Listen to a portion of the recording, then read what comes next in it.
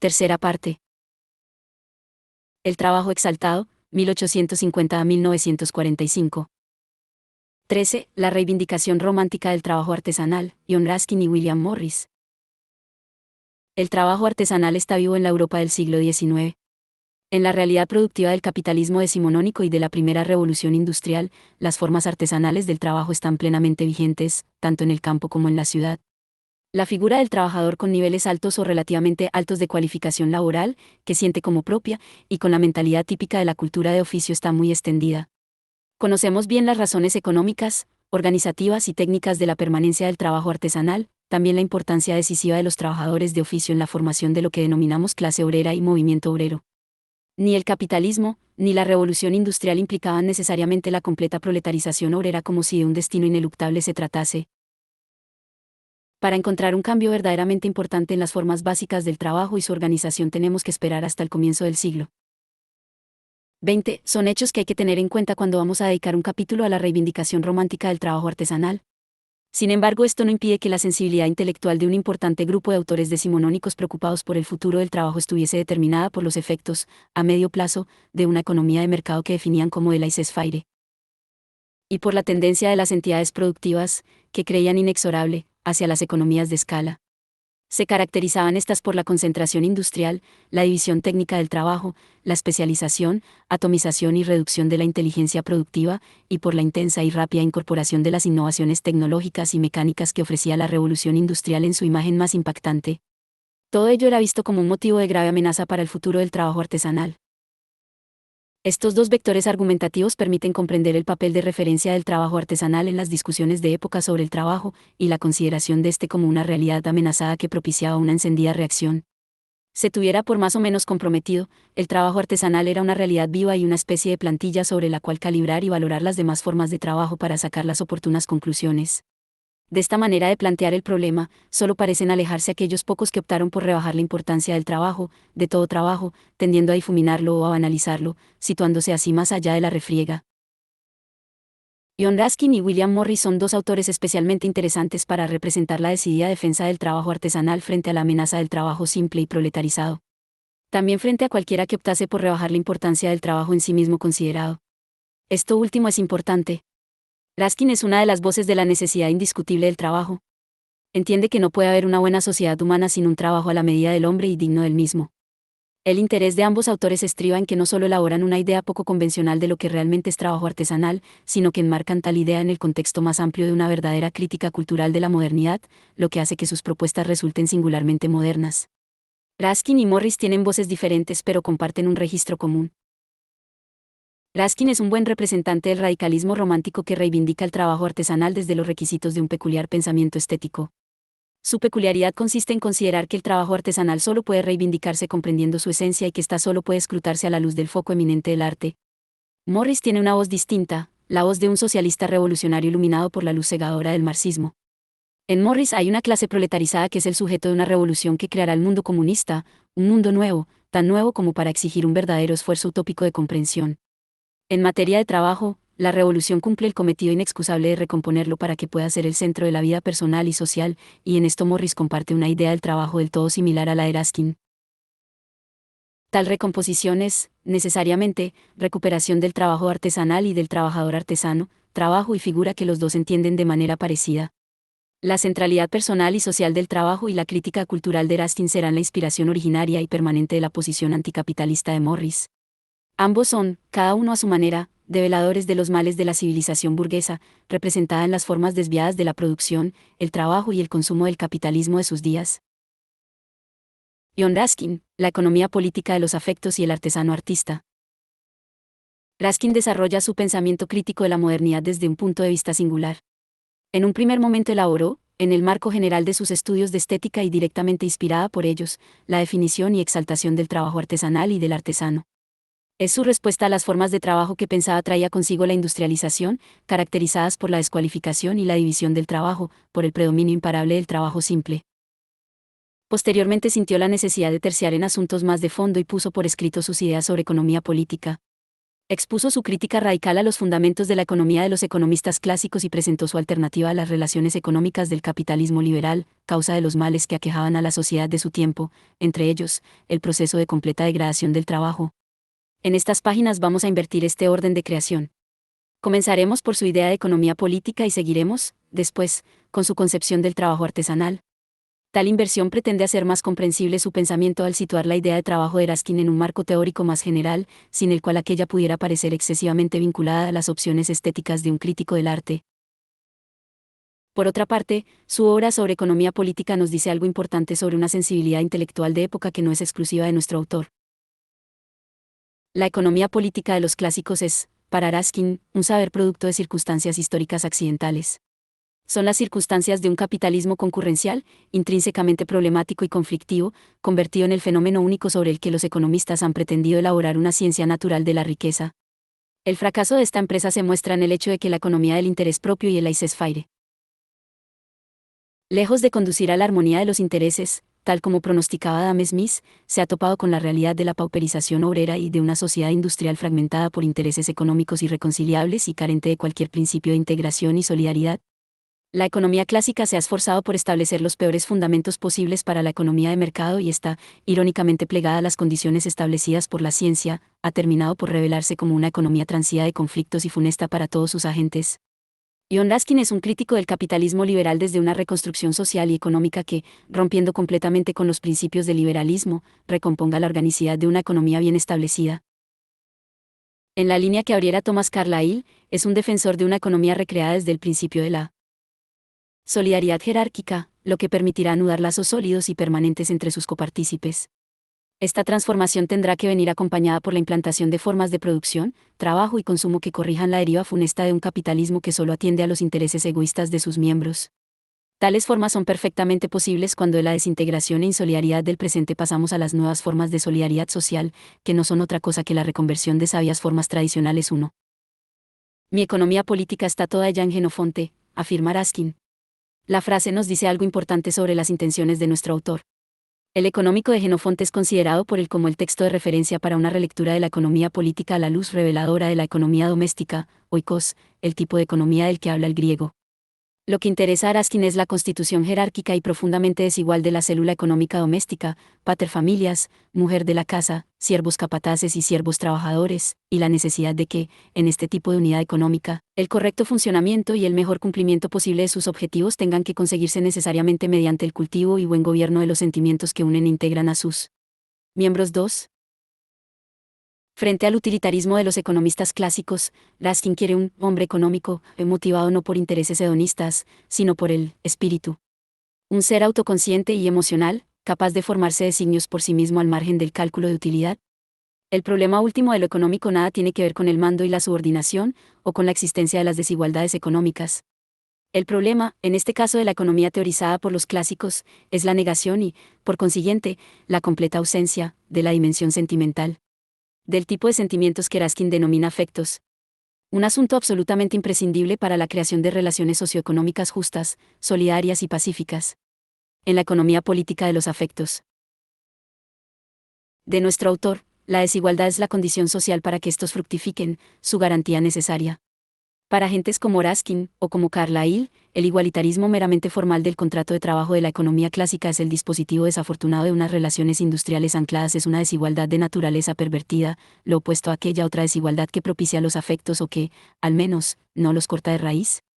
En esta cuestión central de su economía política, Raskin se inspira en el viejo Genofonte. En la metáfora de la domesticidad, exhumada de la obra del griego, encuentra Raskin el esclarecimiento de una solidaridad de los afectos entre los naturalmente desiguales, así como la posibilidad de que el superior enseñe la virtud al inferior.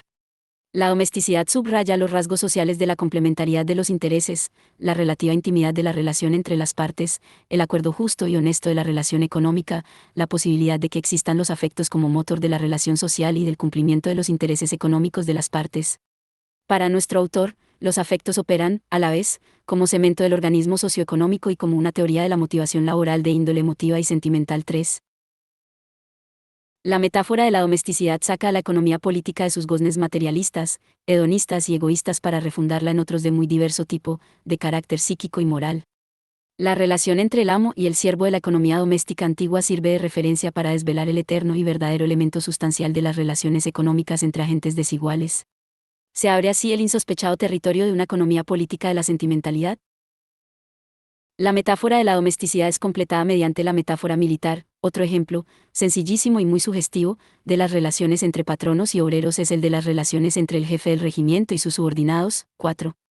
Se trata de resaltar aquellos rasgos que definen al hombre económico de Raskin que o no están o son menos relevantes en la metáfora anterior. El comportamiento altruista es el elemento intrínseco de la relación militar. Altruismo del jefe y del soldado, dispuesto a sacrificarse hasta el extremo en virtud de sus deberes mutuos. También lo es la estima y el honor, sentimientos muy arraigados en la milicia. A esto se añade la relación indiscutiblemente jerárquica y el aspecto, nada desdeñable, de uno que manda y muchos que obedecen. Lo mismo que ya hiciera con la domesticidad, Raskin introduce aquí también los elementos emocionales y afectivos como parte imprescindible de la buena y eficiente relación entre el jefe y sus soldados. Lo doméstico y lo militar son ámbitos calientes de relación. La fábrica, el taller, la empresa comercial, se caracterizan, en general, por un estado más frío de los elementos morales. Este tipo de contraste no se debe, sin embargo, a una especie de naturaleza inamovible de las instituciones económicas productivas o comerciales que necesariamente entrañara frialdad. La diferenciación en materia de calor y de frío, el calor que propicia la economía política de los afectos y el frío que congela todo sentimiento y favorece toda arbitrariedad y aun crueldad, es una cuestión, ante todo, de organización industrial. Si el oikos y el ejército pueden constituirse psíquica y moralmente como se ha dicho es porque su organización específica permite y favorece tales desarrollos. Para que la fábrica y el taller cumplan con esta condición tienen que satisfacer dos requisitos básicos, la certeza y fijación de la ocupación y el salario fijo y permanente, una especie de salario institucional. La permanencia vitalicia de la ocupación y de la soldada son elementos constitutivos de la figura del siervo y del soldado. Raskin ve en la perpetua incertidumbre y precariedad de la ocupación de los asalariados, así como en la variabilidad y volatilidad del propio salario, los elementos que definen una forma de trabajo imposible de restaurar según la singular química de los afectos. El afecto no podrá caldear las instituciones del negocio si éstas no son comunidades para la producción y comercialización de los bienes presididas por una condición indestructible de pertenencia y permanencia. Comunidades estables y solidarias en los buenos y los malos tiempos. Las crisis económicas, o las oscilaciones ordinarias de la demanda, no deben ser el elemento determinante de una política de ocupación reducida a la relación ocasional o accidental. Si la empresa es un organismo se defenderá como tal ante las dificultades mediante el sacrificio común de sus partes. ¿Qué lugar ocupa el patrono en la economía política de Raskin? Nuestro autor es un decidido defensor de esta figura y quiere concederle la talla social que merece. Para ello la contabiliza entre las 5 profesiones que tienen el cometido de satisfacer las necesidades sociales fundamentales. Los militares se ocupan de la defensa, los sacerdotes de la instrucción, los médicos de la salud, los legistas de la justicia, su interpretación y aplicación, y los negociantes de las necesidades materiales en toda su extensión. El negociante es, pues, un digno e imprescindible profesional, el proveedor de la nación. Raskin reivindica la función y el honor social del patrono, restituyéndolo a una posición relevante y prestigiosa que es sistemáticamente socavada por efecto del papel y las actitudes que se le suponen en la economía política clásica. Hacer del empresario una de las 5 profesiones fundamentales de la sociedad es subrayar su responsabilidad social y las notas de altruismo y posposición del interés propio que esto comporta.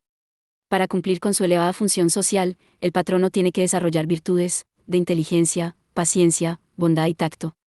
Ser justo y asumir, con fidelidad sus compromisos, y, además, y esto es algo muy importante para nuestro autor, cumplir con la perfección y pureza de los productos que fabrica y comercializa. 5. La reivindicación del honor social del empresario se completa mediante su presentación como líder. La característica singular del cumplimiento de su función social pasa por convertirlo en el patrón y gobernador de amplias masas de hombres, y, por lo tanto, en responsable de la vida de aquellos a los que manda. 6. El patrón de Raskin está calcado sobre la plantilla del capitán de industria de Carlyle. Un jefe, un líder que, precisamente por su posición hegemónica y dominante, tiene los deberes propios de quien tiene el mando. Una responsabilidad que no acaba en las puertas de la fábrica o del taller. Al igual que en Carlyle, el recurso a la jerarquía, a las relaciones sociales de mando y subordinación, a la negación de cualquier espíritu democrático dentro o fuera de la fábrica, está al entero servicio de la única forma de solidaridad que se considera posible para rescatar el tejido industrial, y económico en general, de las manos impremeditadas y peligrosas del liberalismo económico. La fábrica y el negocio son ámbitos singulares y naturales de jerarquía, quizá los más extensos y mejor constituidos en los tiempos modernos, prestos para que se deposite en ellos la semilla del patronazgo y la deferencia como nuevas plantas de unas relaciones industriales verdaderamente humanas. Hay, sin embargo, una diferencia a subrayar entre Raskin y Carlyle. Avanza el primero un paso significativo en el análisis del negocio según las relaciones jerárquicas, donde Carlyle se contentaba con una cruda y somera mención de las virtudes y posibilidades del nuevo señorío industrial. Raskin penetra en las relaciones industriales y proporciona la materia de la que tiene que estar hecho el cañamazo sobre el que se tejerá la autoridad y la subordinación, el patrocinio y la deferencia. La sentimentalidad de los afectos, los deberes del capitán de industria respecto a sus hombres, el honor y aun el heroísmo, son las características de patrono, lo que lo igualan al sacerdote, al militar, al médico y al jurista, lo que lo rescata de un largo periplo de postración, imagen de la trapacería, el egoísmo y aun la crueldad. Si Carlyle cargaba la mano en la soberanía de los deberes, esbozando unas clases industriales sin un perfil subjetivo esclarecido, Raskin, por el contrario, completa los deberes con los afectos y cree así haber encontrado un poderoso sentimiento que pone calor humano en la adusta concepción de Carlyle. Por su parte, el obrero no es ni más ni menos que un buen trabajador, plenamente integrado en la fábrica o el negocio mediante condiciones objetivas de fijeza ocupacional y salario institucional. El mal trabajador no tiene cabida aquí. Raskin espera que en la nueva organización de las instituciones económicas, con un sistema de enseñanza estatal extenso, el problema del mal trabajador sea puramente residual. La economía política de Raskin es solo para el buen trabajador. Este es capaz de desarrollar afecto por su patrono, compromiso con la empresa, laboriosidad, honestidad y felicidad en el trabajo, así como aceptación de aquellos sacrificios que impongan los malos tiempos. Todo ello descansando en el fundamento de la figura del artesano artista. Estas son las actitudes que se desarrollan naturalmente cuando las relaciones industriales se reconducen según las imágenes de la economía doméstica y el ejército. El jefe de industria acaba con los hábitos desordenados, no cederá a la tentación de obtener una ganancia incierta, al mismo tiempo imbuirá en sus obreros hábitos regulares de trabajo y vida, persuadiéndoles de que es mejor aceptar un salario menor, pero fijo, que uno elevado que les exponga a la desocupación forzosa. 7. Hasta aquí los rasgos esenciales de la economía política de los afectos de Raskin. Esta es su oferta para desactivar las amenazas de la economía liberal, el fundamento de una nueva economía, una nueva fábrica y taller, unas nuevas relaciones de producción, en las que también se desarrollará un nuevo trabajo. No habrá un futuro para este si no existe el marco económico general en que pueda realmente prender y desarrollarse. En materia de economía política, Raskin está en la estela de Carlyle. Será en materia de trabajo donde florezca su genio y creatividad más singulares e influyentes. Raskin es un importante teórico del arte en los años centrales de la era victoriana. El arte define la esencia de los pueblos, no solo en materia de cultura, sino también en lo que respecta a sus creaciones económicas, sociales y políticas. El arte pertenece a la sustancia de las sociedades y nos dice algo importante sobre ellas, convirtiéndose así en un poderoso instrumento para su examen. El arte está transido, según Raskin, de un hondo contenido moral y tal contenido se manifiesta en lo que llama belleza vital 8. Tal belleza solo es posible en aquellas comunidades en las cuales reinan la justicia y la solidaridad, de manera que el verdadero arte, el que merece realmente este nombre, es la expresión de la belleza vital propia de una sociedad moralmente sana. En épocas enfermas, por ejemplo, de materialismo, de mercantilización, de mecanización, el sentido de la belleza y la aptitud para crear un verdadero arte declinan y la decadencia artística es el síntoma de un mal que afecta al cuerpo entero de la sociedad. Raskin es el primero en formular la existencia de una relación orgánica entre el arte y la vida social. El primero en interpretar la decadencia del arte y del gusto como el signo de una crisis general de la cultura y en expresar el principio de que las condiciones en que viven los hombres han de ser las apropiadas si se quiere despertar la belleza y el sentido de lo artístico. Es este tipo de premisas las que conducirán a Raskin desde el arte a la economía política. El crítico del arte se convierte, también y necesariamente, en un crítico de la sociedad, especialmente, de las condiciones en que se produce, se trabaja, se consume y se vive. 9. Antes de escribir su economía política de los afectos, Raskin ya había encontrado en tiempos pretéritos, medievales en su caso, la inspiración original para desvelar las graves deficiencias de la modernidad. El recurso ya había sido utilizado por Carlyle. Se busca un paradigma áureo que no solo nos hace, por contraste, más avisados y conscientes respecto a los males del presente, sino que nos ofrece los sólidos fundamentos para arbitrar los remedios. Si para Carlyle la Edad Media es la del abad Samson en el monasterio de Saint Musbury, para Raskin lo será la del arte gótico. En el gótico verá el paradigma de la belleza vital. Esto es, la feliz concordancia orgánica entre el arte, la sociedad y la vida. Raskin es, como Carlyle, un crítico cultural, pero añade elementos novedosos de crítica cultural ausentes en este. Uno de estos elementos es su idea del trabajo, elaborada toda ella a partir de su teoría estética del gótico. El trabajo es analizado bajo la lupa de la belleza vital, escrutado y constituido desde la esfera del arte. De esta operación sale un tipo de trabajo totalmente ajeno tanto respecto a las formas laborales del capitalismo liberal y la economía clásica, como a la división del trabajo y el maquinismo de la revolución industrial. La naturaleza del gótico es el capítulo de las piedras de Venecia en el que Raskin examina los fundamentos estéticos del arte y extrae, a partir de ellos, el paradigma de la forma humana del trabajo 10. Todo el capítulo puede leerse como una reflexión sobre el trabajo humano a la luz de la estética del gótico, el arte que representaba para él el culmen de la creatividad artística. La naturaleza del gótico es una disertación de estética en cuyo seno surge la figura del artesano artista, el prototipo del trabajador. La admiración de Raskin por la arquitectura gótica se basa en el razonamiento de que requiere formas de organización social y de trabajo manual que son superiores a las de la sociedad actual y reflejan un modelo social basado en valores que son esenciales para el desarrollo y la felicidad de los seres humanos. 11. A partir de los rasgos fundamentales de ejecución de las obras arquitectónicas del gótico, algo que Raskin hace como fervoroso estudioso de las piedras góticas de Venecia, surge la figura de un artesano con manifiestas dotes creativas, en el que se integran el trabajo artesanal definido por la cualificación y habilidades propias del oficio y la creatividad e inteligencia propias del artista. Nuestro autor establece una significativa comparación entre dos figuras de artesano, el creativo del arte gótico y el servil del arte greco-romano, el artesano del medievo frente al del mundo clásico. La oposición compara dos formas estéticas que, según su idea del arte, son también dos formas sociales del trabajo. La estética del arte clásico, caracterizada por la seriación de los elementos arquitectónicos y la perfección de la copia. Respecto a una especie de modelo ejemplar, es indisoluble con la figura del artesano servil. Dispone de la cualificación y habilidades del oficio, pero está fuera de la creatividad, con lo cual el componente artístico del trabajo se esfuma. Lo verdaderamente artístico siempre aparece vinculado, según Raskin, al elemento subjetivo de imperfección imprescindible en toda obra de arte verdadera. Esto es un criterio fundamental para establecer la inferioridad artística del arte clásico comparado con el gótico. La falta de libertad del ejecutor, y su consecuente espíritu servil, se amalgama con la obra en menoscabo de la belleza vital de esta 12. Las notas del trabajo creativo son la libertad personal de ejecución, de la que se deriva la necesaria imperfección. Notas que son plenamente concordantes con la estética del gótico, definida por nuestro autor por su salvajismo y tosquedad. 13. Se trata de un mundo estético en las antípodas de la exagerada perfección y racionalidad del arte clásico en el que no es posible la libertad del artesano pues no es admisible la imperfección del arte. El artesano del gótico trabaja no solo con la habilidad necesaria, sino, y esto es decisivo, con inteligencia. La inteligencia imprescindible para que las formas del arte sean el fruto bello de una ejecución personal e idiosincrásica. Raskin identifica todo trabajo que merezca el nombre de tal con el trabajo artesanal, sin embargo a esto hay que añadir las cualidades de libertad, inteligencia y creatividad sin las cuales el trabajo artesanal puede quedarse inservible. Mediante el trabajo artesanal artístico del gótico, nuestro autor perfila un concepto de trabajo fuerte y cargado de significado. La definición artística del trabajo artesanal introduce en el mismo toda una serie de características que lo llevan más allá del puro ejercicio del oficio, abriéndolo al desempeño de cualidades humanas superiores.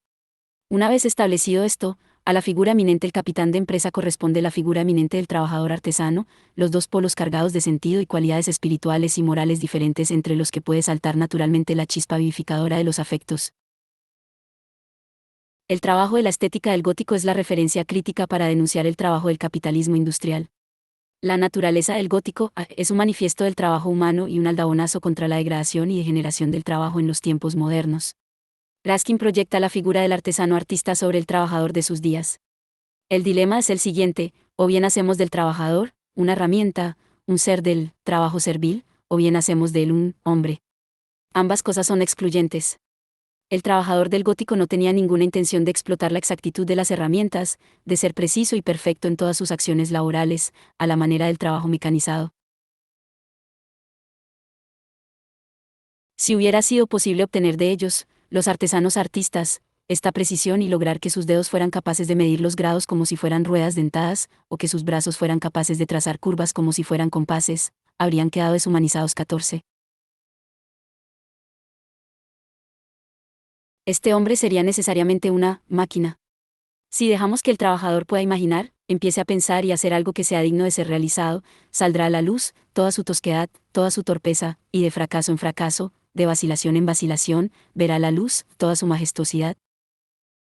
La recuperación del trabajo humano es el dispositivo básico para remediar los males de la modernidad y para que los trabajadores recuperen la autoconfianza y el honor social que les son propios. El verdadero mal no son unas relaciones sociales corrompidas, tampoco la pobreza de los obreros y la prepotencia y el egoísmo de los patronos, es la corrupción intrínseca del trabajo. Esto es lo que cierra cualquier posibilidad de que algo distinto y mejor pueda ser construido. Es la degradación de los operarios de las máquinas, más que cualquier otro mal de nuestro tiempo, lo que está llevando a las masas de todas las naciones a una lucha inútil, incoherente y destructiva por una libertad de la cual ni siquiera conocen exactamente su naturaleza. Los cimientos de la sociedad jamás han sido tan sacudidos como lo están siendo actualmente. No es que la gente esté mal alimentada, sino más bien que no disfrutan con el trabajo con el que se ganan el pan, razón por la cual ven en la riqueza la única fuente de placer. No es que se sientan castigados por el desdén de las clases medias altas, sino que les resulta imposible soportar el que sienten hacia ellos mismos, puesto que se dan cuenta de que el tipo de trabajo al que están condenados les resulta degradante y les hace sentirse menos que seres humanos. 15. Detrás de la economía política de los sentimientos de Raskin hay una realidad subyacente. Por debajo de su idea de la economía y sociedad orgánicas fundadas en el modelo de la desigualdad y la solidaridad jerárquica, hay un ideal alternativo de valores y de vida opuesto a la cultura propia del capitalismo. Este núcleo se conforma en torno a una nueva idea del trabajo, convertido en sustancia vital de la sociedad. Mediante ella se rescata a la ingente masa de los trabajadores de una condición inhumana a partir de la cual nada es posible. Raskin avanza un paso con respecto a Carlyle, y el paso es importante. No le basta el señorío industrial.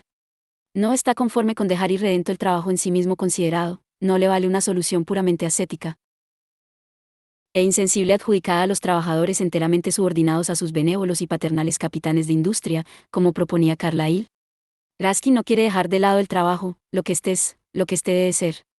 La estética del gótico, su calidad de arte de belleza vital, le proporciona el lenguaje para la restauración humana del trabajo, trabajo atractivo, creativo e inteligente.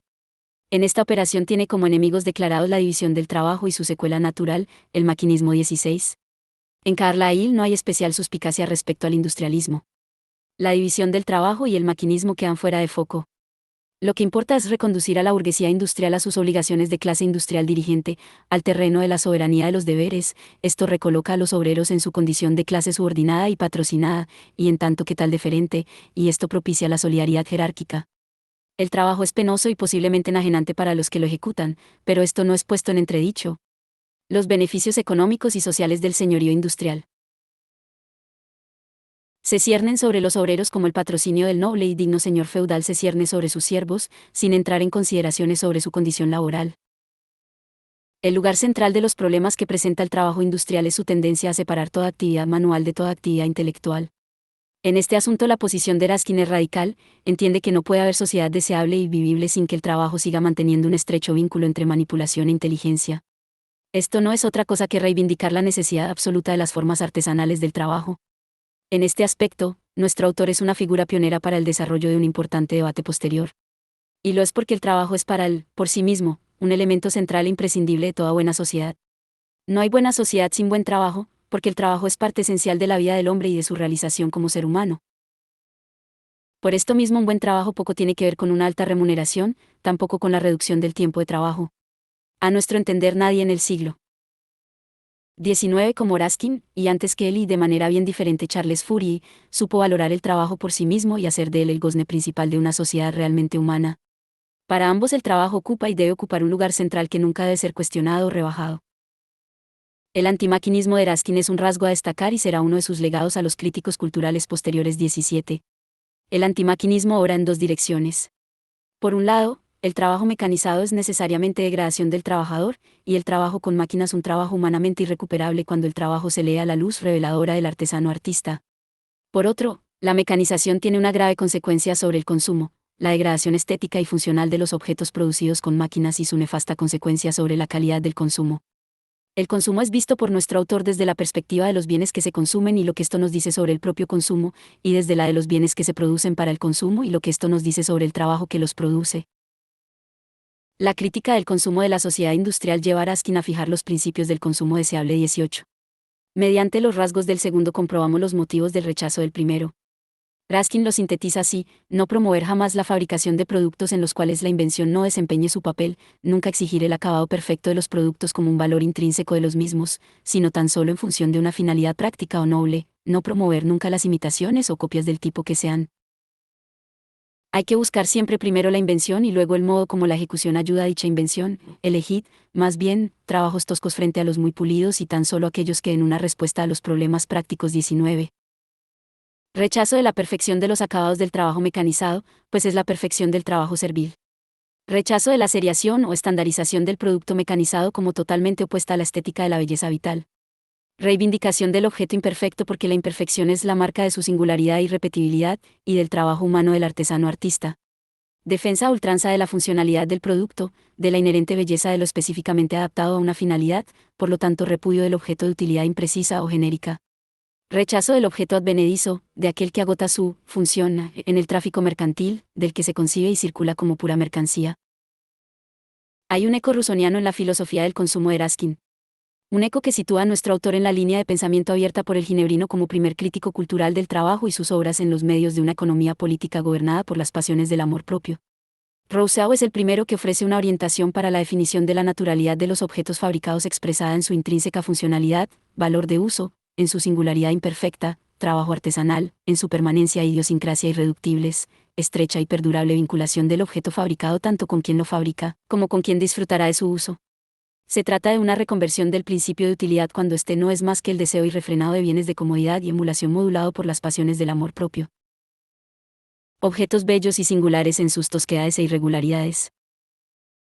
Naturalidad, permanentes, destinados a amueblar una vida y formar parte de ella, producciones del artesano rusoniano cuya labor es conforme con la condición de un trabajador reconfigurado según la transparencia del amor de sí, mediante el desarrollo de cualidades humanas esenciales del todo ajenas a las del trabajador productor al servicio de una economía de lujo que produce bienes para una comodidad pletórica y reflexiva y una emulación sin fin.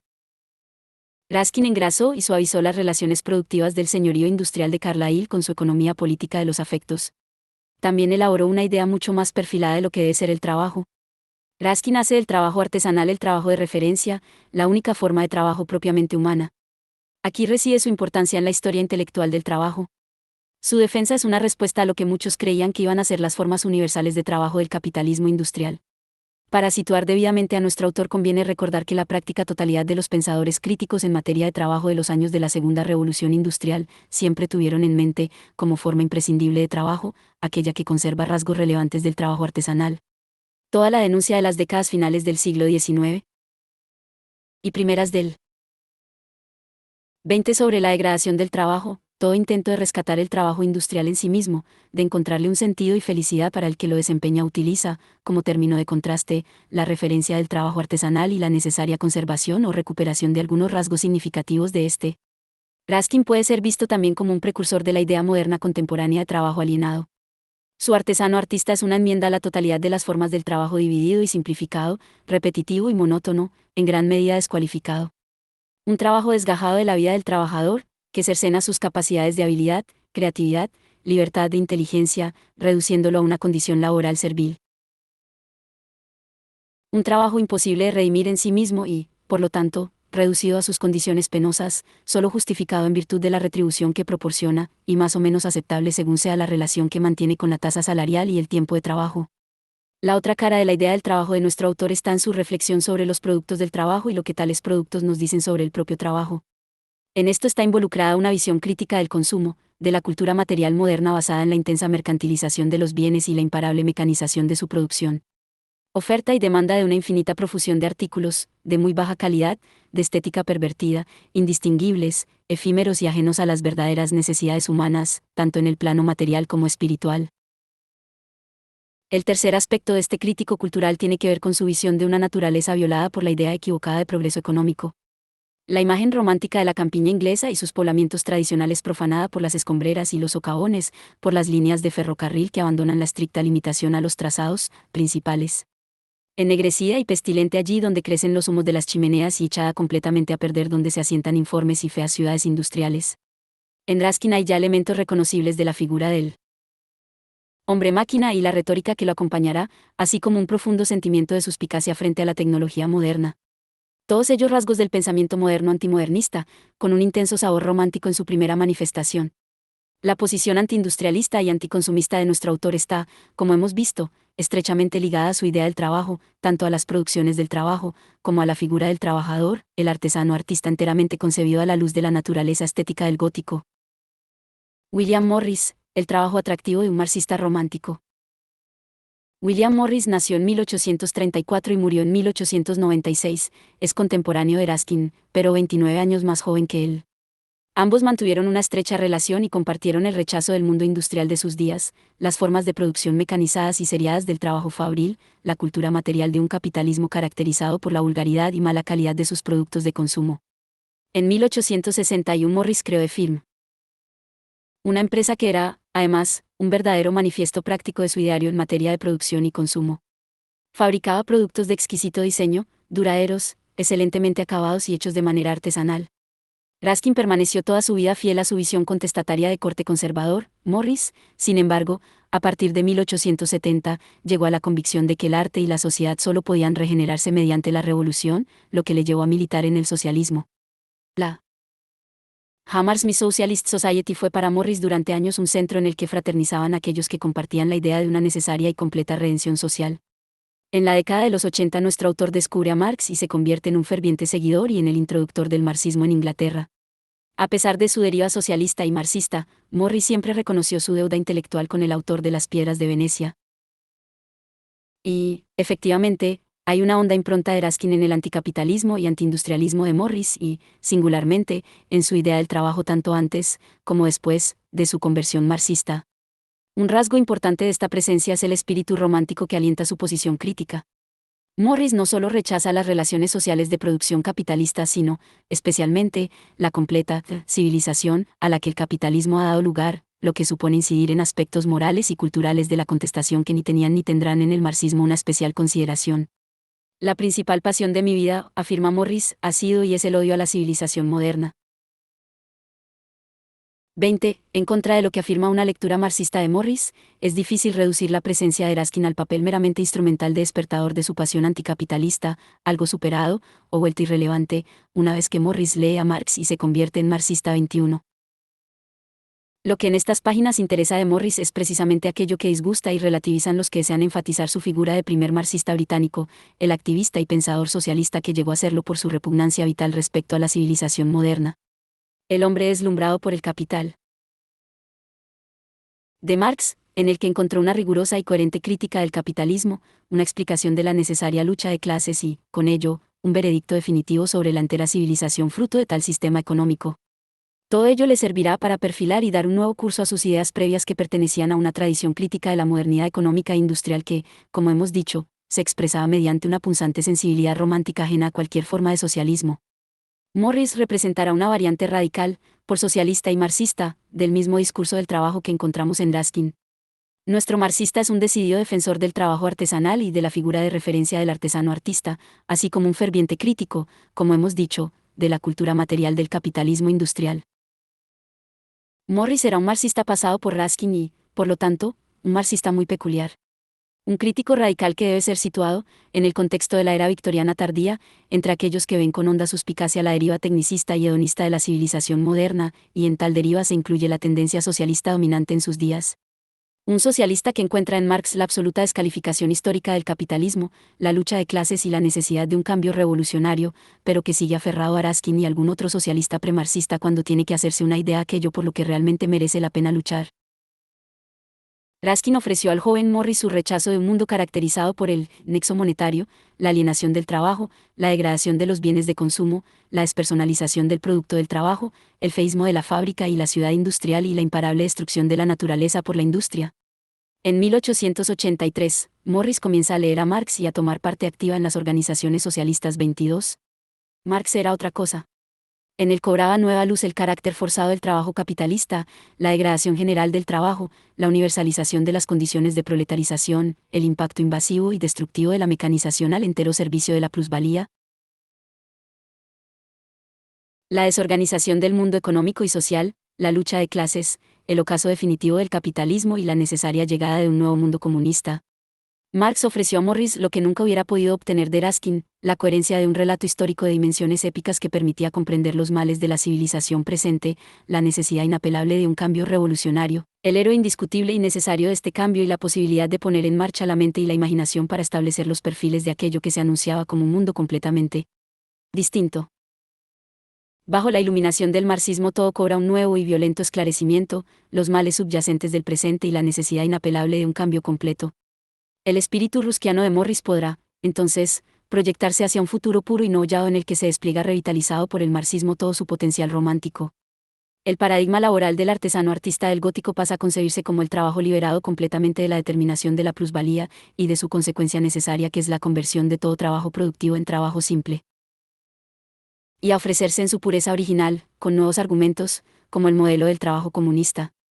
Si Raskin procedía desde el anticapitalismo de su sensibilidad romántica, esclarecida por la enseñanza de las piedras de Venecia, Morris encuentra un suelo más firme y contemporáneo para este tipo de operación, aunque las piedras del gótico no hayan perdido su capacidad para revelar lo que debiera ser la verdad futura del trabajo.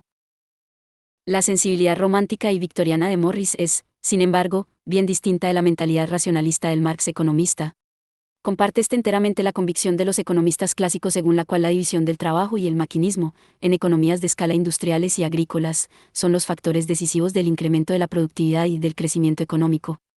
Marx cree que, en una economía comunista, este productivismo es un elemento decisivo tanto para la emancipación de los seres humanos de los trabajos entera o parcialmente mecanizables, siempre caracterizados por la rutina y, según tareas, por un excesivo esfuerzo físico y mental, como para la reducción drástica del tiempo de trabajo necesario. La economía comunista tiene que ser capaz, por otra parte, de satisfacer las extensas necesidades de un comunismo definido como sociedad de la abundancia, completamente alejado de cualquier utopía espartana. La opción de Marx, en la medida en que puede rastrearse en sus escritos, es la banalización del trabajo necesario, la fuente del imprescindible plus trabajo socialista. Con una alta productividad puede reducirse y facilitarse este trabajo, en las condiciones comunistas de su organización social, precisamente para que pueda liberarse y extenderse la mayor cantidad posible de trabajo libre. Ocupaciones voluntarias, diversas, complejas, ilimitadas, atractivas, que realizan el desarrollo de las facultades superiores de unos seres que, una vez liberados del trabajo proletarizado del capitalismo, parecen investidos, de manera natural, de la presencia necesaria para crearlas, elegirlas, cultivarlas y practicarlas. En este medio es difícil saber si trabajo y ocio son realmente dos cosas que merezca la pena diferenciar o si, más bien, desaparece o se vuelve irrelevante la distinción entre ambos, quizá un mero avatar de la periclitada y degenerada sociedad burguesa. Este tipo de solución no está en la onda de Morris. En su anticapitalismo no cabe una salida en la que se preserva, bajo el rótulo de trabajo necesario, la división del trabajo, el trabajo simple, la mecanización intensiva del proceso de producción, y en la que se confirma la defunción del trabajo artesanal. Tampoco en la que se establece la distinción entre trabajo necesario y trabajo libre. Le es impensable la figura de un hombre máquina, aunque sea a tiempo parcial, como algo propio del comunismo. También le inquietaría la definición del auténtico trabajo comunista como un ejercicio desproblematizado y desestructurado de labores ad libitum. Morris, como Raskin y Carlyle, es un romántico radical a su manera. En él, como en los otros dos, el trabajo es algo que no puede eliminarse de la vida de los hombres y sus sociedades, y lo es en su preciso sentido de trabajo productivo de bienes y servicios. Para Morris el trabajo, todo trabajo, tiene que ser redimido, posiblemente a largo plazo, no de manera inmediata, por el comunismo, y así deberá convertirse en una actividad central para el desarrollo de una vida humana que merezca realmente este nombre. Seguramente, piensa Morris, el socialismo necesitará para implantarse de un periodo de trabajo no enteramente atractivo por sí mismo, pero habrá que estar vigilantes para limitar su duración y prevenir males mayores para el espíritu de los que trabajan. Durante este periodo tendrá que haber alguna división del trabajo y algún maquinismo, pero en ningún caso es este el trabajo comunista. En este periodo de transición deberá producirse un cambio cultural paulatino que erradique los antivalores de la civilización hasta su completa desaparición. 23. Morris recrea un nuevo mundo en el que se cumple la vieja aspiración ruskiana de la identificación del trabajo y el arte y la efectiva implantación del artesano artista, la referencia del trabajador comunista. En este nuevo mundo, el trabajo es el de la estética del gótico y sus obras son los productos que cumplen con las cualidades del consumo adelantadas por Raskin. Un mundo de talleres amables y tonificantes, más algunas fábricas jardín, en una naturaleza que ha recuperado su pureza y belleza primordiales. Morris considera, pues, que el trabajo productivo tiene que ser rescatado en sí mismo por el comunismo. No puede ser eludido mediante fintas que pueden terminar por convertirse en trampas. Lo que nuestro autor quiere decir es que la parte irredenta del trabajo puede cernirse como una sombra amenazadora sobre el conjunto de la sociedad comunista, pervirtiendo, desde su propio corazón, su programa de emancipación y dando lugar a males nunca imaginados. Si la sociedad comunista solo puede ser una sociedad del trabajo, a no ser que renuncie a ser una sociedad humana, el propio trabajo debe ser objeto de un detenido escrutinio para que cumpla, efectivamente, con su elevada misión y no sea un factor de perturbación y aún de corrupción del programa comunista en su conjunto. 24. Para esta labor de escrutinio Morris cuenta con Raskin, pero tiene que recurrir también a un socialista peculiar, un verdadero experto cuando de la completa restauración del trabajo. En sí mismo se trata. Uno de los socialistas que más en serio se tomó la reivindicación del trabajo, todo trabajo, como fundamento de una nueva sociedad. Charles Fourier es la referencia absoluta del trabajo enteramente redimido para el hombre, sin excepción ni distinción alguna en cuanto al tipo de trabajo u ocupación. Es el autor del trabajo atractivo y feliz, el azote del trabajo definido por las notas de la penosidad y las cesis. Uno de los rasgos de Fourier es la función central y totalizadora que el trabajo, tal y como él lo entiende, alcanza en su propuesta. Hay cosas relevantes de Fourier que interesan a Morris, aunque nuestro autor se mantenga totalmente al margen de la teoría de las pasiones del francés como fundamento del trabajo atractivo. 25. Lo que le resulta particularmente interesante de Fourier es su batalla por la necesidad de que todo trabajo tenga que ser atractivo en y por sí mismo, y también la posibilidad que esto ofrece para una nueva consideración de la distinción entre trabajo y no trabajo. Si el trabajo puede ser pensando como realmente placentero, creativo y atractivo, el no trabajo pierde una gran parte de su significado. El ocio puede significar descanso e inactividad laboral o el ejercicio de cualquier actividad que no tenga un componente laboral manifiesto. Pero el ocio, en las condiciones de la sociedad comunista, puede ser también actividad laboral placentera y atractiva, voluntaria si se quiere. Quizá lo único realmente diferenciable en este terreno sea el descanso fisiológicamente necesario. La operación de Morris consiste en amalgamar trabajo, creación, placer, ocio y trabajo voluntario, y terminar haciendo que el ocio se evapore convertido en tiempo indefinido de trabajo voluntario placentero y atractivo. Fourier le permite a Morris esbozar un escenario dominado enteramente por el trabajo atractivo y superar, a su manera, la necesidad de una distinción entre trabajo necesario y libre. Si todo trabajo es atractivo, esta distinción no es necesaria. También pierden sentido cualquier otra diferenciación entre trabajo y no trabajo y trabajo y ocio. La superación de estas distinciones es una medida de la idea fuerte de trabajo de Morris y de su necesidad de anular los problemas que crea el operar inexorablemente con la distinción tradicional entre trabajo y ocio en una futura sociedad comunista. 26. Una sociedad que promete trabajo, buen trabajo, mucho trabajo atractivo que permite que se desarrollen las mejores facultades humanas, no ocio, ni trabajo libre, en el sentido marciano del término. Cuando de las condiciones que hacen atractivo al trabajo se trata, Morris también se inspira en Fourier. Libre elección del trabajo, con la argumentación complementaria de que las innatas capacidades humanas son variadas y dicha variación garantiza que los individuos optarán libremente por un rango de ocupaciones tan diferentes que la comunidad no estará privada de ningún trabajo útil. Todo ser humano tiene capacidades múltiples, la educación tiene la misión de revelarlas y cultivarlas. Lo normal es conocer más de un oficio y ejercerlos, con lo que se consigue una fácil variación en el desempeño laboral que es el antídoto fourierista de la rutina, la monotonía y el estrés del activismo unidimensional. La variedad de oficios se complementa con la de quehaceres complementarios. Morris es un decidido partidario de la jardinería y horticultura como dedicaciones complementarias de las ocupaciones principales.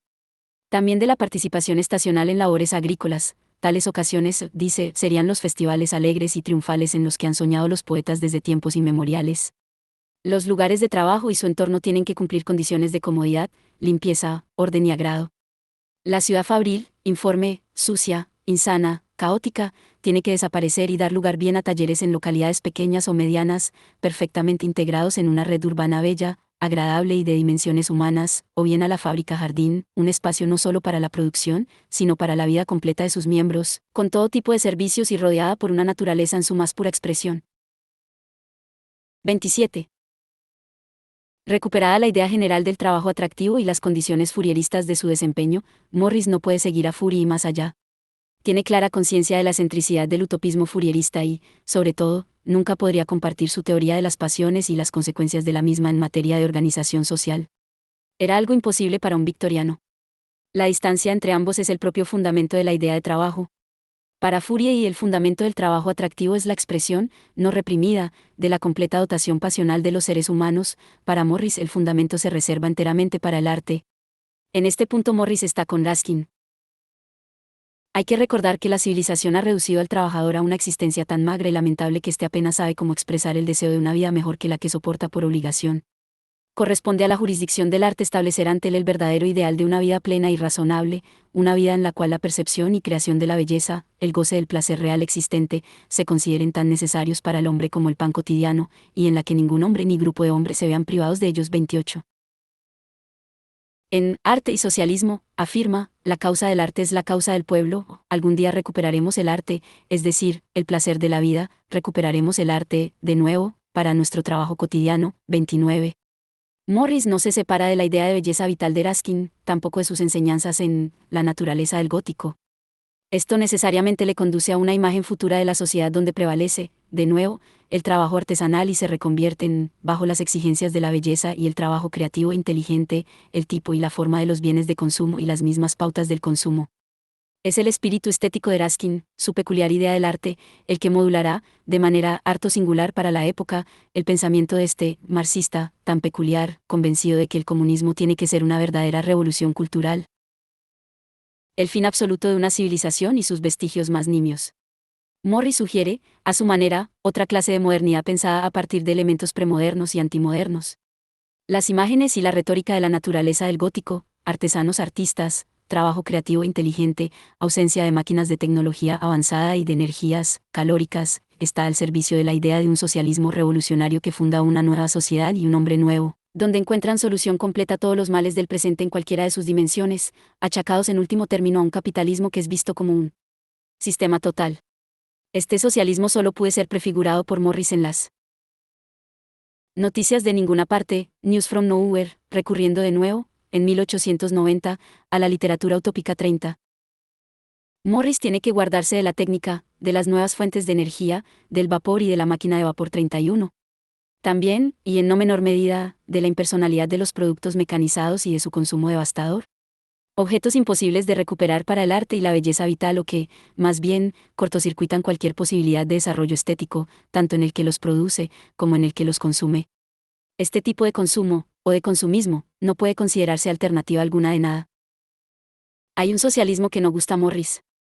Es el socialismo que puede hacer que los seres humanos vivan mejor desde el punto de vista material, que puede erradicar la miseria y la pobreza, puede reducir de manera drástica el efecto de los riesgos corrientes de la vida, puede fomentar la educación general del pueblo, hacer más agradable y corto el trabajo y liberar mucho tiempo libre. Este socialismo nunca será, sin embargo, una verdadera alternativa al capitalismo. Nunca superará, según sus palabras, un vulgar nivel de bienestar utilitario. Para nada es comunismo. Detrás de este bienestar universalizado siguen activos los focos infecciosos de una civilización hedonista aborrecible.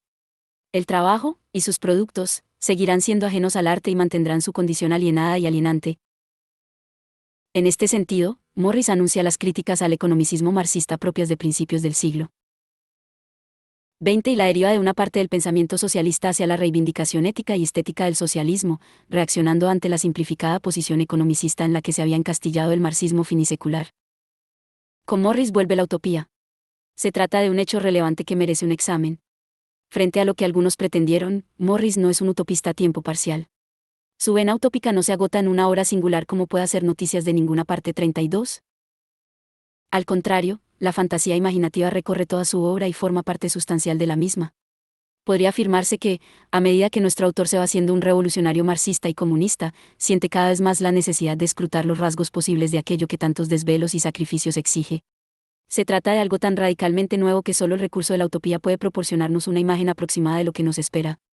Morris es un caso ejemplar de plena aceptación de la irrenunciable vena utópica que necesariamente subyace en el socialismo marxista, precisamente aquel socialismo que en su origen quiso definirse como científico por su oposición a una larga tradición de socialismo utópico anterior, pero que desde su origen abrigó necesariamente en su seno la oculta semilla de la utopía.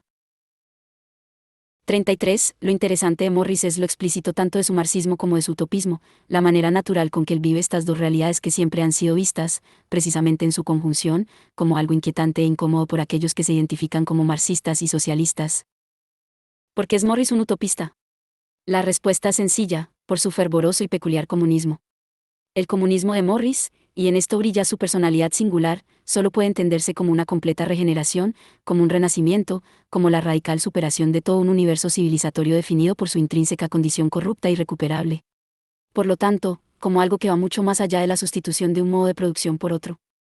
En esto Morris es un pensador del siglo XX, y en esto vuelve a ser, también, un devoto seguidor de Ruskin. Morris adoptó una posición radicalmente antiutilitarista y en ello desempeñó un papel determinante el romanticismo radical de inspiración ruskiana. Este radicalismo le blinda respecto a los elementos utilitarios presentes en la concepción del socialismo de su tiempo, aquellos que podemos identificar con la emergente tradición socialdemócrata. Un socialismo que ha asimilado el modelo de desarrollo económico de los clásicos al que ha añadido una revolucionaria teoría de la distribución social de la riqueza, bienes y servicios, basada en la abolición de la propiedad privada y de las clases, aunque sea hasta un desideratum a largo plazo y un tanto desdibujado. Un socialismo que ha asimilado el modelo de desarrollo económico de los clásicos al que ha añadido una revolucionaria teoría de la distribución social de la riqueza, bienes y servicios, basada en la abolición de la propiedad privada y de las clases, aunque sea hasta un desideratum a largo plazo y un tanto desdibujado. Desde esta perspectiva, nuestro autor puede decir algo nuevo sobre cuestiones que no adquieren relevancia en el marxismo y el socialismo de su época. Por ejemplo, sobre las formas comunistas del consumo y, particularmente, sobre la entidad, calidad y propiedades de los bienes de consumo de la sociedad comunista, sobre la reconsideración completa del grave asunto del trabajo y su opción por un trabajo atrayente y atractivo por su creatividad, habilidades intrínsecas y la conjunción de los aspectos manipulativos e intelectuales en el mismo, sobre la preocupación por las condiciones nuevas e imprescindibles del hábitat comunista, la condición estética de la vivienda, el interiorismo, la configuración humana de las ciudades y, en general, del urbanismo, y una singular y sensible preocupación por la relación entre comunismo y naturaleza o, como diríamos hoy, por la necesaria y decidida apuesta medioambiental del comunismo. Morris desarrolló una intensa percepción del fenómeno que conocemos como alienación. Un fenómeno y un diagnóstico para un mal peculiar que desarrollan las sociedades avanzadas. John Wood afirma que fue la desesperación propia de un romántico ante el capitalismo y la industrialización, la fuente de la idea de alienación de Morris, y que ésta desempeñó un papel importante en su deriva hacia el socialismo revolucionario 34. Parecería que Morris encontró en la alienación la aguda definición de los cimientos de su desesperación, y esto, en buena parte, por el carácter totalizador del concepto 35. La sociedad burguesa alimenta sistemáticamente deseos que prohíbe satisfacer y es, por lo tanto, una sociedad intrínsecamente torturadora, dice Morris en algún lugar. Y añade que cultiva nuestra sensibilidad con el único propósito de defraudarla. Mediante este tipo de juegos de promoción de deseos y sistemática conculcación de los mismos, el hombre del capitalismo, particularmente el obrero, padece una permanente condición de extrañamiento respecto a su propio ser, su trabajo, los productos del mismo y, en general, el medio en que se desenvuelve su vida entera. La alienación es, en este sentido, la manifestación paradigmática de la forma más moderna, completa y radical de destrucción del ser humano, así como de la perversión de la sociedad en la que necesariamente vive. Y lo es de la forma peculiar, y con el tono también peculiar, propios de este concepto estelar, llamado a convertirse en todo un astro del firmamento de la crítica cultural décadas después. Un concepto que tiene la interesante peculiaridad de referirse a profundos males que anidan al margen de una posible extensión y generalización de la riqueza y, por lo tanto, un concepto llamado a ocupar el inquietante vacío que dejaba la progresiva pérdida de importancia del principio marxista de la pauperización obrera, ya fuera en su versión fuerte, pauperización absoluta, o en la revisada, pauperización relativa.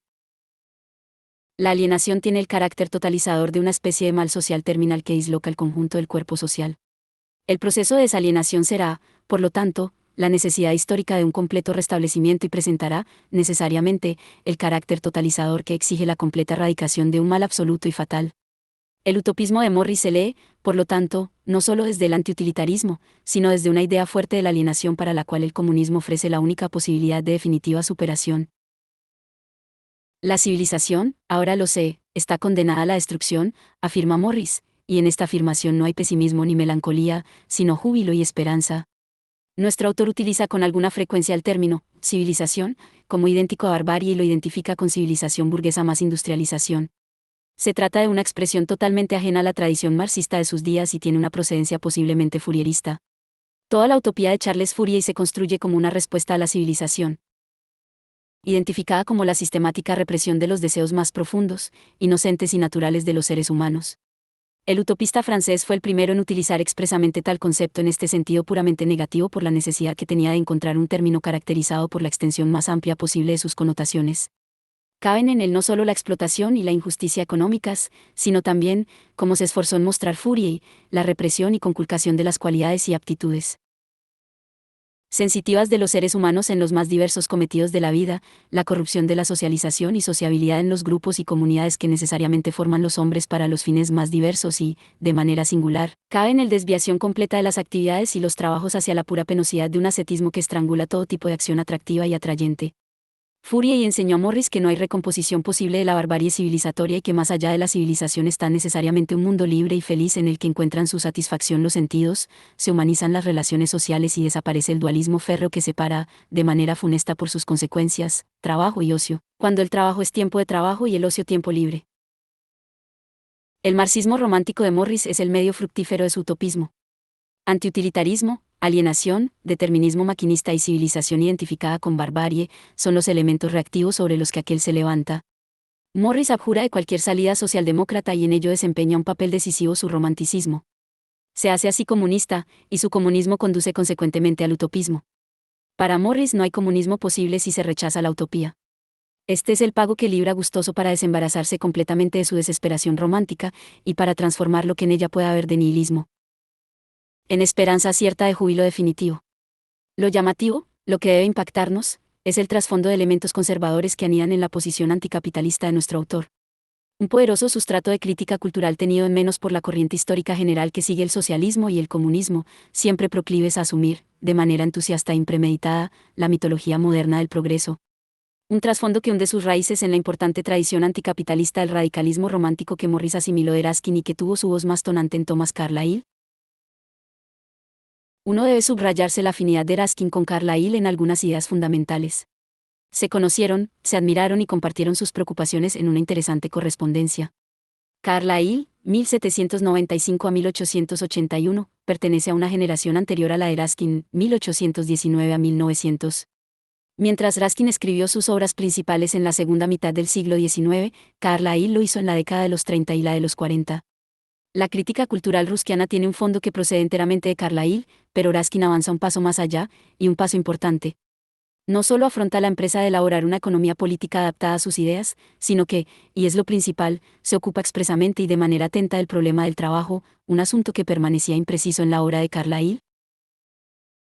2. Ruskin afirma que la pretendida ciencia moderna de la economía política ha intentado establecer un código ventajoso de acción social, dejando fuera el sentimiento social. Para ella los sentimientos son factores accidentales y perturbadores de la naturaleza humana. Por el contrario, la avaricia y el deseo de progreso son factores constantes. Elimina, pues, lo que considera factores variables y considera al ser humano como una mera máquina codiciosa. Ruskin, Last, pp 21 a 22. Esta obra, de 1860, es la que expone las ideas de nuestro autor en materia de economía política. 3. El amor es considerado aquí como una fuerza motriz y no tanto como algo noble y deseable por sí mismo o abstractamente bueno. Lo considero solo como una fuerza extraordinaria que hace ineficaces todos los cálculos de los economistas políticos. Last, p. 33. 4 ibid. P. 34. 5 ibid. P. 53. Ruskin muestra una sensibilidad singular y novedosa en la época respecto a las características cualitativas de lo que la economía industrial debe producir. En este aspecto es un verdadero pionero de la consideración crítica del producto de consumo. Una consideración en la que a los aspectos materiales de la composición del producto se unen las cualidades funcionales y artísticas de su diseño, acabado y presentación. Tendremos que volver sobre ello.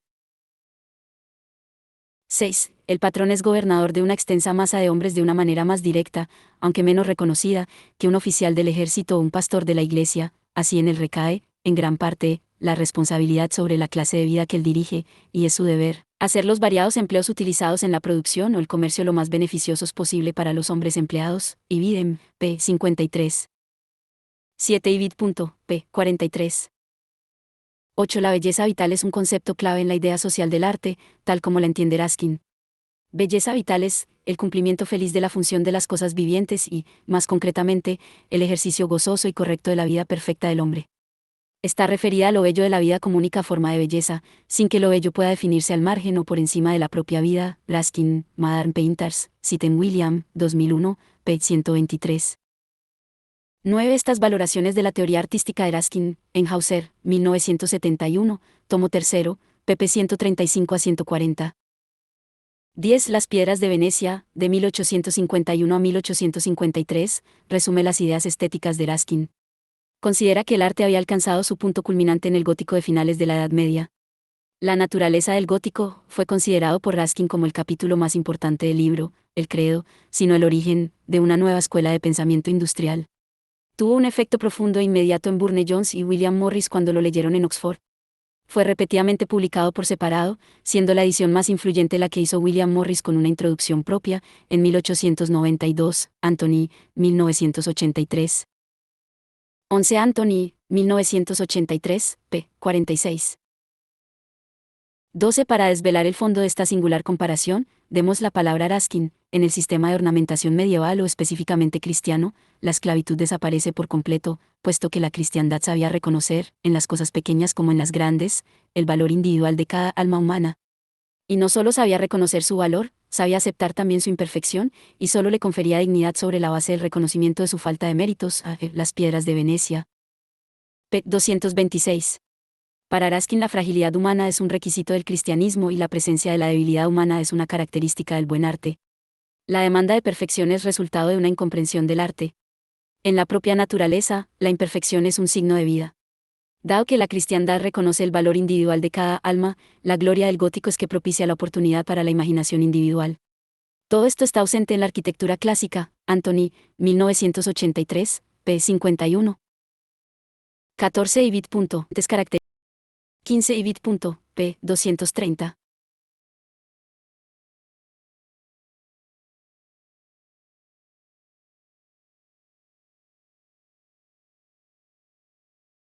XVI.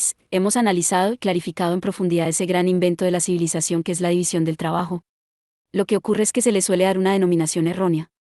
Si hablamos con propiedad, no es el trabajo lo que es dividido, sino los hombres. Estos son divididos en meros fragmentos de hombres, son rotos en pedacitos y migajas de vida, de modo que los restos de inteligencia que puedan quedar en el hombre no bastan para hacer un alfiler o un clavo, se agotan en la realización de la punta del alfiler o en la cabeza del clavo. Ibidem, p. 231. 17 Las máquinas que Ruskin desacredita son las movidas por la energía del vapor, el maquinismo punta de la primera revolución industrial. Es visto como amenaza para el trabajo artesanal y para la misma naturaleza. En todo caso admite que este maquinismo pueda ser utilizado de manera muy restringida, bajo condiciones de necesidad extrema especiales, caso de las líneas de comunicación, principales, solo principales, para elevar agua de las profundidades o para trabajos que superen ampliamente el esfuerzo humano. Haabsan, 1994, pp. 214 y ss. 18 Con palabras premonitorias y sabias Ruskin afirma, un sabio consumo es un arte más difícil que una sabia producción. Unto is last, p. 163. 19 Las piedras de Venecia, pp. 232 y 234. 20 William Morris, How y Became a Socialist. 21 Una de las estrategias para salvar a Morris de Ruskin, y con el de la tradición anticapitalista del radicalismo romántico, un anticapitalismo de raíces hondamente conservadoras, es interpretar el imaginario medievalizante ruskiano en la obra de Morris, o de manera estrictamente instrumental, o bien viendo en él un aspecto menor y despreciable de su obra. Así lo hizo E. P. Thompson en su monumental biografía de William Morris y Raymond Williams en su excelente estudio sobre el pensamiento radical británico. Para Thompson, Ruskin es un despertador que contribuye a que Morris se libere de las categorías del pensamiento burgués. Para Williams, simplemente aquí no está precisamente el mejor Morris. Thompson, 1988, p. 35 y Williams, 2001, p. 138. Sin embargo, E.P. Thompson, cuando posteriormente afronte su ruptura con el comunismo y el marxismo ortodoxo, volverá a William Morris y lo convertirá en el pensador central para armar su visión revisionista del marxismo, la que desempeñará un papel central en la redacción de su obra más importante. La formación de la clase obrera en Inglaterra. Será, precisamente, la sensibilidad radical romántica de Morris, su crítica moral y cultural del capitalismo, la que fascinará, entonces, a E. P. Thompson. La relación de Thompson con Morris y la importancia de este en el revisionismo marxista del primero, en Díez Rodríguez, 2013. 22 La disposición de obras en inglés sobre el marxismo a comienzos de la década de los 80 era muy escasa. El manifiesto comunista no había visto la luz en Inglaterra. La única obra de Marx que Morris pudo leer era El Capital en su traducción francesa. E. P. Thompson, 1988, p. 289, afirma, el efecto de su estudio es manifiesto en todos sus escritos, la comprensión repentina del hecho central de la lucha de clases, la profundización de todo su análisis histórico. 23. Supongo que esto es lo que debiera ocurrir, que la maquinaria vaya desarrollándose con el propósito de ahorrar trabajo a los hombres, hasta que la masa del pueblo consiga un tiempo libre real suficiente como para ser capaces de apreciar el placer de la vida, hasta que, de hecho, consigan tal dominio sobre la naturaleza que ya no tengan miedo a la escasez como una pena por no trabajar bastante. Cuando lleguen a este punto sin duda se volverán sobre sí mismos y comenzarán a buscar lo que realmente quieren hacer. Pronto encontrarán que cuanto menos trabajo hagan, menos trabajo sin arte. Quiero decir, la Tierra será un lugar más deseable y habitable. Trabajarán cada vez menos hasta que el genio de la energía les apremie de nuevo, pero entonces, la naturaleza, revivida por la relajación del trabajo del hombre, habrá recobrado su antigua belleza y les enseñará la vieja historia del arte. Y ya que el hambre artificial causada por el trabajo humano para el provecho del patrón ha desaparecido, serán libres para hacer lo que escojan, y podrán dejar de lado sus máquinas en todos aquellos casos en que el trabajo humano sea placentero o deseable, en todos los oficios en los que la producción de belleza sea un requisito y la comunicación más directa entre la mano del hombre y su cerebro deba ser buscada. Y habrá también muchas ocupaciones, como las agrícolas, en las que el voluntario ejercicio de energía será conceptuado tan agradable que la gente no soñará con cambiar los placeres de sus manos por las fauces de la máquina. Morris, The Aims of the Art, pp 293 a 294. La cursiva es mía. 24. La degradación y corrupción de la civilización del pasado, capitalismo, puede imponer esa negación del placer a una sociedad que nazca de sus cenizas. Si en una comunidad libre pudiéramos conformarnos con la misma manera de trabajar, con que trabajamos ahora, podríamos acortar nuestra jornada de trabajo, teniendo en cuenta todo tipo de trabajos.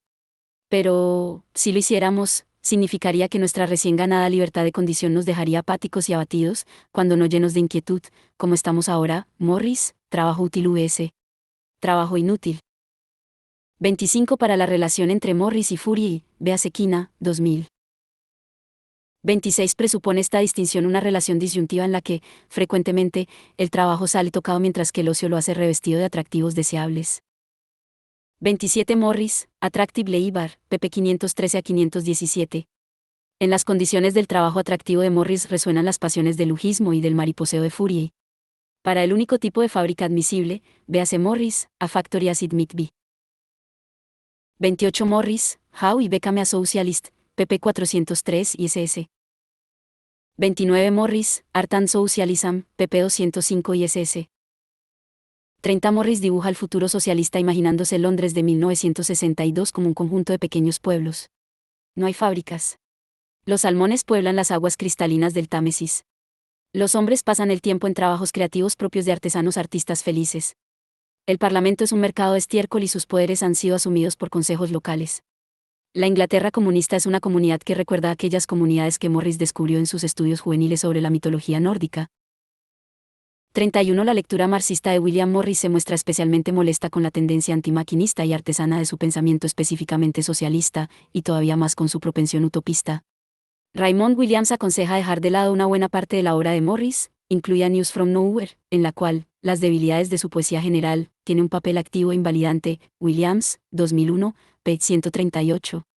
El problema es que con este limpio corte interpretativo, Morris es desmembrado, perdiendo su verdadero perfil histórico como anticapitalista. 32 El utopismo está presente en A Factory as it might be, The Society of the Future, The Dream of Young Ball, How We Live, and How We Meet Life, Useful Work vs. Useless Toil, etc. 33 En otro lugar ya hemos subrayado que pueden detectarse en el mismo Marx, ciertamente de manera velada y ocasional, elementos de utopismo. La presencia de los mismos apunta a un hecho relevante: el marxismo abriga una inclinación, más o menos explícita, hacia la utopía por necesidades de su propio guión. Otra cosa es que los diferentes movimientos socialistas de inspiración marxista alienten o desactiven este tipo de inclinación. 34. Aunque el marxismo proporciona a su visión una base histórica, el concepto central de su ideología socialista es uno que estuvo con él desde el comienzo: la alienación. Wood, 1971, p. 236. Se trata de una idea de alienación de tonos románticos que no podía proceder del propio Marx. 35. Este es el punto de arranque de la estética socialista de Morris. Su conciencia de la alienación incluye un sentido de la dislocación radical de la conciencia respecto a la realidad histórica, y Bidem, p. 238.